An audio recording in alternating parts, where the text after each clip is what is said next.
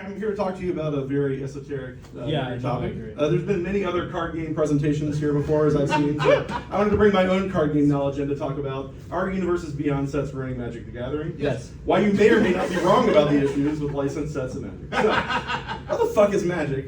Why should you care about this, right? This is the original collectible card game, right? So this designed by Richard Garfield, PhD, a mathematician, doctor. Wizards of the Coast, and at one point was a little independent company up in Seattle. That's no longer the case, as we'll talk about later. The first set was named Alpha, released in August of 1993. This is a 33-year-old game soon. And I started playing with the set Unlimited in 1994, so I know what the fuck I'm talking about. I was trying to go back, I can't go back. Yeah, I have like over 1 million cards, worth a couple $100,000, you know, I'm legit. All right, so that's why you should listen to me. But what are these Universes Beyond Magic sets? Why are people so up in arms about them? Well, these are sets that use licensed IP. So you've heard of some of this stuff, Lord of the Rings, Final Fantasy, Avatar, right? These are properties you're familiar with. Before this, every set that used to come out, these are wholly original intellectual properties that are now collectively called Universes Within. But the way Magic used to work was it was always like an original idea, and they had their own characters and world and whatnot, right? So who cares if they add licensed IP focus sets to Magic? Like, what's the big deal? So it turns out a lot of players really super care about this. Now, there's a lot of words up here, but this is the one like official statement that Wizards has ever made about players complaining about Universes Beyond, and it kind of boils down to they don't feel like Magic because of the licenses. The packs cost more money, you know, and more recently we're going to get into they've been releasing a lot more cards as a result of this. But like Wizards is familiar with players not being that happy generally with Universes Beyond, but like to the point that they're also making people are getting more used to it. But like what really changed as a result of these Universes Beyond sets? Like I would argue the whole history of the game's being rewritten. So from 1993 to 2021. Magic had a pretty regular release cadence, right? So you would have, in the fall, big new set come out. Like, hey, this is a brand new setting, and you know we're gonna excite you about all this stuff, right? Winter, you get a smaller set. Spring, you get a smaller set. Summer, usually like a reprint set, we call core sets, or a supplemental set that was like a little fun draftable thing. This formula changed a few times, but more or less 4 big sets a year, sometimes 5, and that's how it worked for nearly 30 years. And every one of these sets that was coming out was a completely original, set within the universe of Magic, Universes Within set, as we say now. That started to change though, there were a bunch of different secret layers, which are, instead of booster products where they're randomized, these were like, you got the exact cards you were paying for. But the first one that really broke this was The Walking Dead. Yeah. So, what you're looking at here isn't going to mean a lot to you probably, but these 5 characters that are up top there were mechanically unique cards. So for the first time ever, these were brand new Magic cards that didn't have any equivalent within the Magic universe.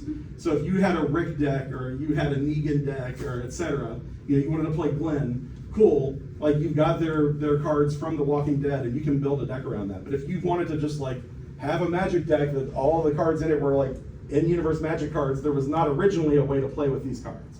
So like what really mattered here, like I would argue this was like the start of Magic changing forever. So these were, as I just said, mechanically unique cards from a licensed property. Fans were pissed. And this led to, for a while, they would do Universes Within reprints of these characters. So there was like a Rick that had, I don't know, some goofy Magic name and a Magic art that didn't look like Rick, but it was still Rick, but it just didn't, He had stuff. He was not named Rick anymore. It was, Leroy Jenkins or whatever. I thought he was a Magic character that had all the same abilities, but they've stopped doing that now. That's long gone. But that Walking Dead secret layer sold out super fast, and not long after they announced a bunch more of this kind of stuff was coming. So as a result of this, Magic started becoming more and more profitable, and they started releasing more and more and more cards. So this crazy bar graph you're looking at here, you're going to notice 2021 is one of those last ones at the end there where it really starts to spike up. For the longest time, for nearly 30 years, between 500 to 1,000 unique cards were printed a year. We're now in the range of like 1,500 to 2,000, and that's actually been going up. This ends mid-2025. We're well past this now. Like we're into nearly 3,000 unique cards a year. Yeah. Here's the list of all the little expansion symbols in these cards. Because whenever it's a new set, you've got to make a new little unique expansion symbol. You'll notice in the past, it was like 4, 5, 6 a year. We start getting over here, we're 20 to 30 of these new things a year. There's at the bottom of these also, there's secret layers. There's been years now where there's more than one secret layer released a week. Wow. There's new unique sets. So like, reads great, right? Like this is keeping Hasbro alive. So this is their stock graph on the right here. So they're in the S&P 500. That red line at the top was the S&P 500 in 2023. And you're going to notice late in that year it like dropped off precipitously. Well, Hasbro bought Wizards of the Coast in the late 90s. Prior to buying Wizards of the Coast, Hasbro bought TSR. If you don't know TSR, they used to make Dungeons and Dragons. So Hasbro went on this buying streak of like nerdy fantasy shit. As I'm pointing out here, starting with this big turn at the end of 2023, they've lost money every single year for the last 3 years. This is every single division in Hasbro, their toy divisions, their board games, like anything you think of when you think of Hasbro, loses money every single year. Except for Wizards of the Coast, thanks to Magic's success. So this one game is essentially keeping this entire toy company afloat. Wow. So for players, right, what was the real breaking point with like the perception of these Universes Beyond sets? I would argue it started last fall when we saw what the release schedule for 2026 looked like. Because that was the first ever year that had more Universes Beyond sets coming out than Universes Within. So if you look at this calendar here, Lord and Eclipse came out in January. That's a original set. I would, as a sequel, this is sort of like an IP set in and of itself, but it's at least Magic IP. Yep. Then in March we released the Teenage Mutant Ninja Turtle set, which that's a cartoon. That's not originally Magic. Secrets of Strixhaven just came out last month. Cool set. Another sequel though. Again, not to my argument, not wholly original. Fine. Next month we've got Marvel Superheroes, followed by The Hobbit right after that. Those are both more or less sequel sets to previous IP sets that have come out before. Reality Fracture in October is the most original set we have this year. Good question. Yeah. Theoretical question.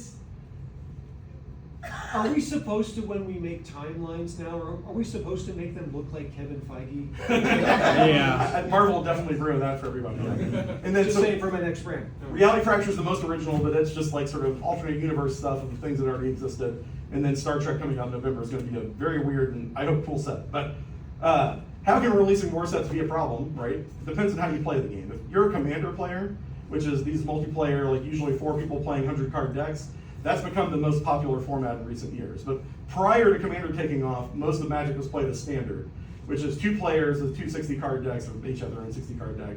And that's where most of the tournaments and stuff happened. Back in the day, we were getting 4 sets a year. There was a regular kind of 2-year rotation period, so there was a predictable number of cards in that format at any given time. But now we're getting 7 sets a year this year, possibly more in the future, and every one of those sets is Standard legal. And they're on a 3-year rotation now, so there are thousands and thousands of unique cards in Standard. As a person who plays Standard, the deck building is brutal because the best cards just beat everything else. They print all these cards that just don't even matter because there's so many cards. So the player base, we got to be struggling, right? Like, how can we support all these sets? Truth of the matter is these Universes Beyond sets are outselling the Universes Within sets by a pretty significant margin. Yep. So Lord of the Rings, when it came out, was the best-selling set of all time. If you had heard, there was a one-of-one unique, the One Ring card that was randomly in a collector's booster pack. That was opened by a guy in Canada who sold it to Post Malone for $2 million. Whoa. So that's legit. They've never done a one-of-one collectible card before that, and it was the One Ring. Kind of makes sense. And then that was the best-selling set, Final Fantasy, just last year, 2 years ago. No, that's last year. Last year finally beat that. So who knows? Maybe Star Trek will be the next biggest one. Who knows? But also attendance is up at all the events, so it's not like it's driving players away. And then I think these new Magic players are coming in because, like, if you think about it, let's say you're a huge fan of Avatar: The Last Airbender, and you've got friends that play Magic, but you're like, I don't know. Well, they release an Avatar set, and you're like, well, damn, I kind of want to play Aang now. And so you can build an Aang deck and play with your friends, right? I mean, it gives players a way to like engage with characters they love in an existing really good game. But it has led to this Fortnite-ification. Don't know what I'm referring to there. Fortnite's a shooting game that just piles on IP. You can be fighting Darth Vader while you look like Rick from Rick and Morty, and the My Little Pony is running around next to you. Like, that game is wild. And Magic is so fun. I have some decks that are basically that in a deck form, right? But a cool corollary of this is we're getting more women playing Magic now than ever before. Yeah! Does legit seem like the trend is increasing too. So like the My Little Pony partnership started in October 2019. Since that was a huge success. Every year since they've released a new My Little Pony secret layer. So every year you can buy some My Little Pony themed Magic cards. Notably, these are not usually mechanically unique. So these are like reprint cards with My Little Pony art. But in general, Magic art, like since the My Little Pony success, has seen more like pastel colors, softer theming, and they really seem to be appealing not just to women, but like also men and non-conforming people who don't want a super aggressive game necessarily, right? Like there's more stuff than just beating each other up, illustrated in art of the cards now. We even had a set recently called Bloomborough. If Yeah. you've not heard of this, it's a plane where everyone's an animal. So even like the planeswalkers who are like human adjacent people in other planes, when they went to Bloomborough, they became animals. It's like it's sort of Redwall like ish, if you know Redwall. Yes. Anyway. Cute little bunny. So let's say, what if the problem maybe isn't Universes Beyond, but it's the old fans? I'm calling myself out here. Let's call this vocal subset of players the Magic originalists, right? So like back in my day, Magic was something we played at lunch, right? When I was in high school, all of my friends played Magic. Like we would sit at the lunch table, everybody pulls out their deck, we're eating our lunch, we're playing Magic, lunch is done, we put our decks away. Once we graduated from high school, we kept playing at our local game stores, and these were mostly places that just sold Magic cards, like primarily. I even lived in a house with like 3 other gamers. We all played Magic together, played board games and stuff, right? And like everyone who played at the local stores were young men. You had the occasional girlfriend hanging out, and then you leave the jokes like if a girl was playing Magic, like, "Oh, did your boyfriend build your deck?" This kind of shit, right? Yeah. Terrible. I'm not at all promoting this, right? This is what it was like, right? And like, there's a hilarious meme that happened recently of a Commander game with 3 women and 1 man, and the women were like, "Oh, did your girlfriend build your deck?" Anyway, so I love that that's gotten turned around now, but. So are Universes Beyond sets what's ruining Magic the Gathering, right? I would say no, okay? Wait, what? I thought you hated Universes Beyond too, but actually, so as I said, I think Universes Beyond sets are bringing in new Magic players, right? And franchise players like me, they're mostly, I didn't say here, but white men in their 30s and 40s, pretty common. More players means this game can keep going on for another 30 or more years, right? Like we need new players. I would argue the game feels fresh with these new IP editions. Like we've got a Hobbit set coming out that I have a pretty good sense of what that's going to play like. Yep. Followed a few months later by a Star Trek set that's going to have like no crossover. We have spaceships in outer space and Klingons and tribbles and shit. Like that's not there's nothing like that in the Hobbit, right? Those are 2 totally different things. And the end universe sets are totally different too. So what's the real problem?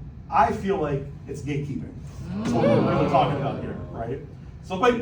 Are you telling me these Magic originalists have been the problem all along? Well, like, just consider this guy, right? I contend that Magic originalists are really just for the that's my presentation.